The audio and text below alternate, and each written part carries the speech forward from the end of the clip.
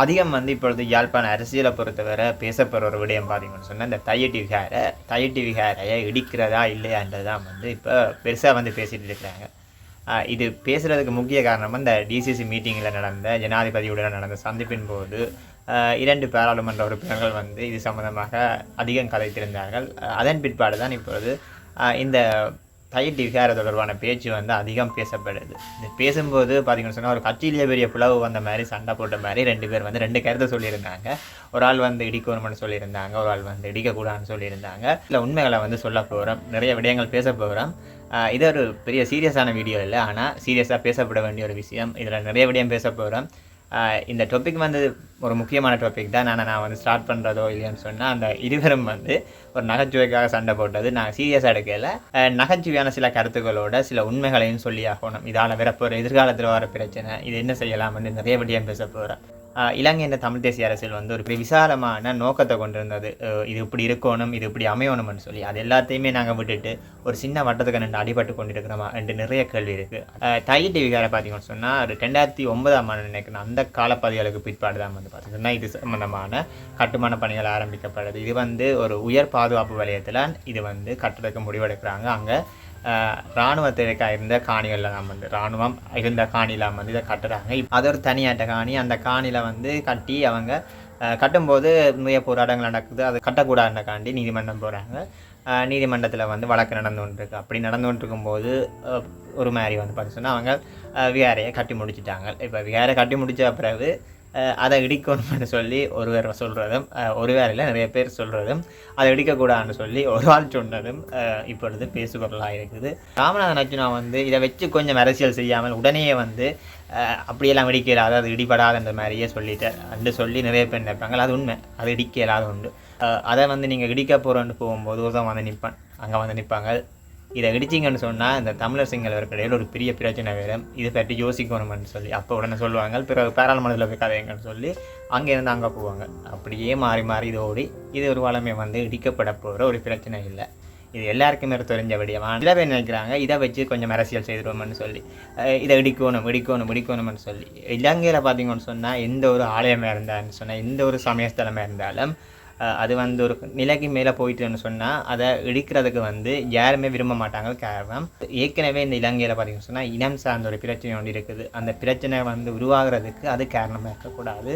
நீங்கள் நிறைய இடங்களில் கேட்டுப்பட்டீங்க, ஒரு விகாரைன்ற ஒரு புத்தர் சிலையை உடைச்சதோ இல்லையான்னு சொன்னால் வேறு இடங்களை உடைச்சது, அப்படியான பிரச்சனைகள்லாம் பெரிய பெரிய பிரச்சனை உருவாகியிருக்கு. இதெல்லாம் இப்படி நடக்கும்போது கட்டாயம் வந்து அதை செய்ய மாட்டாங்க அரசாங்கம். நீங்கள் எப்படித்தான் தலைகளாக நின்றாலும் இந்த விகாரைகள் வந்து உடைக்கப்பட போகிறது இல்லை. ஆனாலும் நாங்கள் வந்து அதுக்கு எதிராக கதைக்கணும். ஏன்னு சொன்னால் அதை உடைக்காட்டியும் அது சம்பந்தமான இனியொரு நடவடிக்கை வந்து வேறொரு இடத்துல நடக்காமல் இருக்கிறதுக்கு நாங்கள் பார்க்கணும். ஒரு இடத்துல வந்து ஒரு மக்கள் கூட்டம் இருக்கும்போது ஒரு மக்கள் கூட்டம் தங்களுக்கு தேவையான ஒரு ஆலயம் இல்லைன்னு சொன்னால் தங்களுக்குரியதை வந்து உருவாக்குறது ஒரு சாதாரண விடயம். அது ஒரு சமூக கட்டமைப்பு வளரும்போது அங்கு நடைபெற ஒரு மாற்றம் மிகப்பெரிய ஒரு திட்டமிடல் இல்லாமல் ஒரு சாதாரணமாக தங்களோட தேவைக்காண்டி செய்துட்டு வர. அப்படித்தான் எல்லா ஆலயங்களும் சரி, எல்லா விகாரைகள், எல்லா சேர்ச்சிகளும் வந்து தோன்றினது. அதுதான் வளமை. ஒரு மக்களை ஒரு இல்லாத இடத்துல போய் அவங்க தங்களோட ஒரு இது கட்டாயம் இந்த விகாரை இதில் வரணும், இதை வச்சு தாங்கள் அரசியல் செய்யணும்னு சொல்லி அங்கே ஒரு விகாரையை கொண்டு வரது என்பது வந்து ஒரு தவறான விடயம். எல்லாரும் நினைப்பீங்க இவன் என்ன அர்ஜுனோட பக்கம் நிற்கிறானா இல்லைன்னு சொன்னால் கௌசல்யோட பக்கம் நிற்கிறான்னு சொல்லி. உண்மையிலேயே 2 பேருக்குமே சண்டையில் இதை வச்சு இப்போ எனக்கும் சண்டை உருவாக்கி விட்டுறாங்க. என்னென்னு சொன்னால் நான் 2 பேருடைய கருத்தையுமே வந்து ஏற்றுக்கொள்கிறேன். என்ன நடந்தாலும் அந்த விகாரை இடிக்கப்பட போவதில்லை. இனிமேலும் இப்படி ஒரு சட்டத்துக்கு முரணான இல்லையான்னு சொன்னால் அதே மாதிரி பார்த்திங்கன்னு சொன்னால் ஒரு தனிநபர்கிட்ட காணியை பிடிச்சி அங்கே விகாரை கட்டி, இது சொந்தமாக வேறு காணி இருந்திருக்குது, இந்த விகாரைக்காக ஒதுக்கப்பட்ட காணி இருக்குது, அங்கே கட்டுப்படாமல் ஏன் கொண்டு வந்து அங்கே கட்டினாங்கன்னு தெரியல. அது சம்பந்தமாகவும் வந்து சட்ட நடவடிக்கை எடுக்கப்பட வேண்டியது உண்மை. இந்த ஆலயத்தை கட்டினவர்கள் மீது கட்டாய நடவடிக்கை எடுக்கணும். கட்டாய நடவடிக்கை எடுக்காட்டியும் இது சம்பந்தமாக அவர்களுக்கு ஒரு அழுத்தத்தை கொடுக்கணும்ன்றது என்னோட வேண்டுகோள். இப்படியே நீங்கள் வந்து இந்த தையிட்டின்னு சொல்லி சண்டை பிடிச்சி கொண்டு இருக்கிற இடத்துல அவங்க என்ன பண்ணுறது 5 இடத்துல கட்டிட்டு போயிடுவாங்க.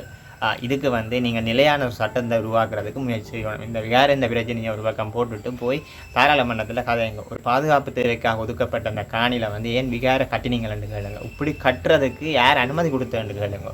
இனிமேல் இப்படி கட்டுறதுக்கு எங்கெங்கே திட்டமிட்டு இருக்கிறீங்களன்னு கேளுங்க. சட்டங்களை மாற்றுங்க. இப்படி ஒரு இடத்துல பாதுகாப்புக்கு ஒரு இடத்துல வந்து இராணுவம் இருந்துன்னு சொன்னால் அந்த இடத்துல வந்து இப்படியான விகாரைகளை இப்படி கட்டக்கூடாதுன்னு சொல்லி சட்டங்களை கொண்டு வராங்க. அதுக்கு தான் உங்களை வந்து பாராளுமன்றத்துக்கு அனுப்பினது. நான் சொல்கிற ஒரே ஒரு விடயம் இதுதான்.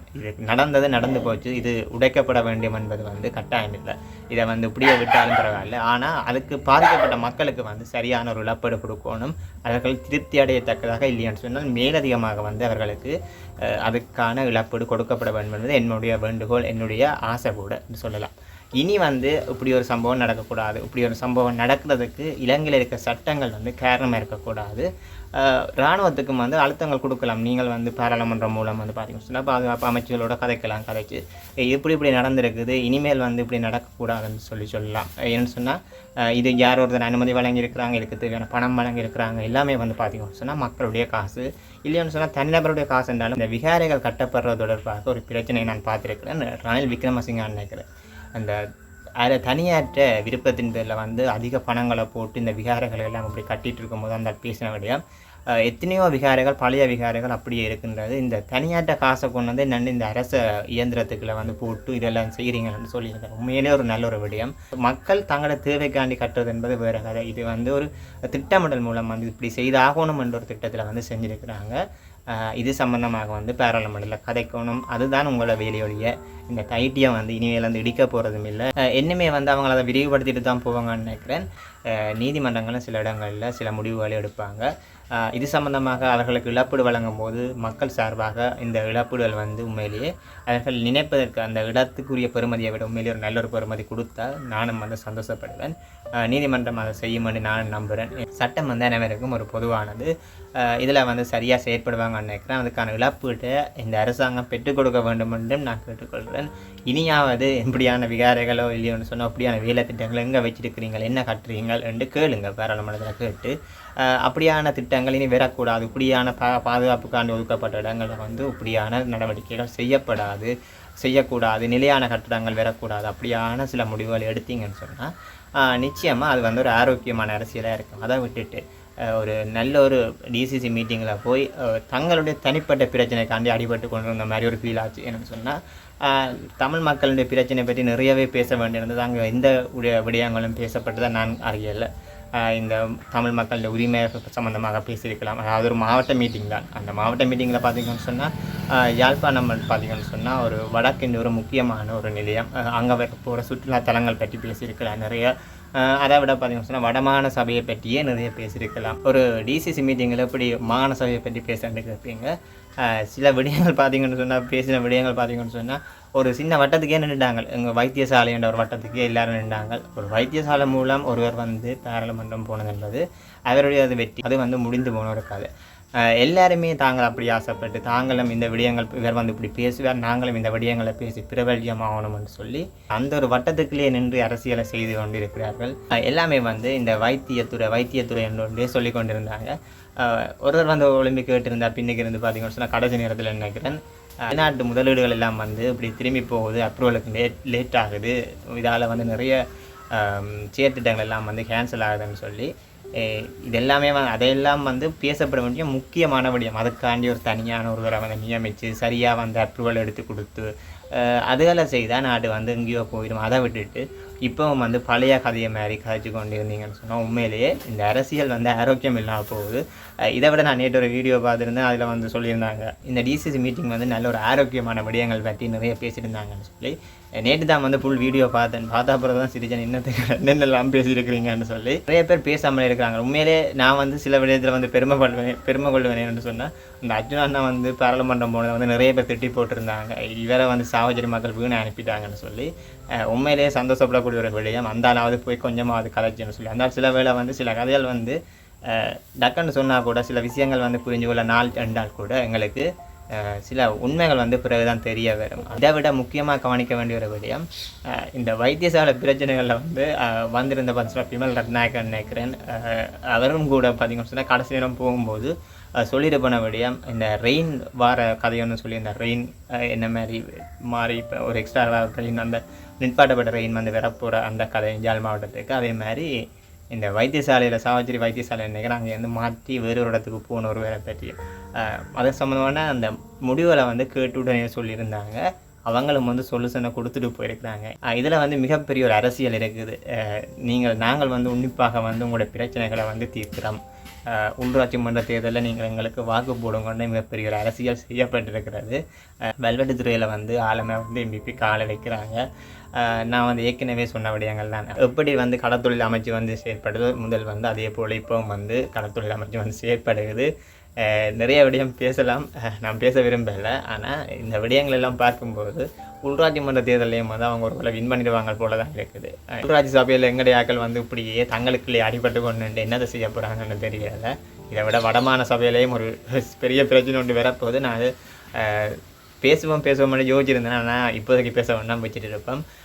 ஒரு நாளைக்கு நான் மத சம்மந்தமாக பேசுகிறேன்.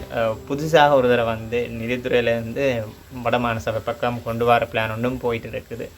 அது ஏற்கனவே வந்த ஒரு பிரச்சனை இருக்குது. ஏற்கனவே அந்த நிதித்துறையிலேருந்து வந்த ஒரு பிரச்சனை இருக்குது. நான் இது சம்மந்தம் இப்போ பேச இல்லை. அவர் வந்து உண்மையிலே ஒரு நல்ல மனிதர். ஒரு வேளை அவரை வந்து பாவிச்சிடுவாங்களோ இல்லைன்னு சொன்னால் ஒரு தவறாக பாவிச்சிடுவாங்களோன்னு நோக்கம் இருக்குது. ஒரு வேளை என்பிபி அரசாங்கத்தின் தலைமையில் கூட அவர் வரலாம் இல்லையான்னு சொன்னால் தமிழரசு கட்சியிலேருந்து வரலாம் இல்லையான்னு சொன்னால் வேறொரு கட்சியிலேருந்தும் வரலாம். வரதுக்கான வாய்ப்பு இருக்குது என்று எல்லாருமே சொல்கிறாங்க. உறுதியான தகவல் வந்து கிடைச்சா பிறகு அது சம்மந்தமாக பேசுவோம். இவ்வளோ தான் விடயம். இந்த விகாரம் வந்து எப்போவுமே வந்து இடிக்கப்பட போகிறதில்லை. அதை இடிக்கணும் என்று சொல்லி அரசியலை செய்கிறதை விட்டுட்டு அதற்கான தீர்வுகளை இந்த ஒரு சட்டத்துக்கு முரணான கட்டிடங்களோ அனுமதி இல்லாத கட்டிடங்களோ வராத மாதிரி சட்டங்களை வந்து உயர்த்துங்க. அதுதான் வந்து நல்ல ஒரு முறை. இது சம்மந்தமாக யார் தவறழைச்சிருப்பாங்களோ பாதுகாப்புத்துறையிலையோ இல்லைன்னு சொன்னால் இது ஒரு திட்டமிட்ட செயலோ அப்படின்ற விசாரணைகளை ஆரம்பிங்க. அதுக்கு பாராளுமன்றத்தில் கோரிக்கையை முன்வைங்க. அது சம்மந்தமான அறிக்கைகள் எடுங்க, மக்களுக்கு தெளிவுபடுத்துங்க. இந்த இப்படியான பிரச்சனைகள் இதோட முடிஞ்சு கொள்ளட்டும். அந்த நீங்களே அடிபட்டு கொண்டு ஒரு வட்டத்துக்கு நிற்காமல் ஒரு பிறந்த அரசியலை எல்லாரும் செய்யணும் பண்ணி நானும் வந்து இறைவனை வேண்டிக் கொள்கிறேன், உங்களையும் வேண்டிக் கொள்கிறேன். சில பேர் நினைப்பீங்க உண்மையிலேயே அவங்க 2 பேருக்கும் சண்டை உண்டு, அப்படி எதுவுமே இல்லை. ஜஸ்ட் நான் ஒரு ஜோக்காக தான் வந்து கதைச்சிருந்தேன். அவர்களும் வந்து ஒரு நகைச்சுவையாக தான் அந்த வீடியோவை வந்து போட்டிருந்தாங்க. ஓகே ஃப்ரெண்ட்ஸ், நாங்கள் மீண்டும் ஒரு காணொலியில் சந்திக்கலாம்.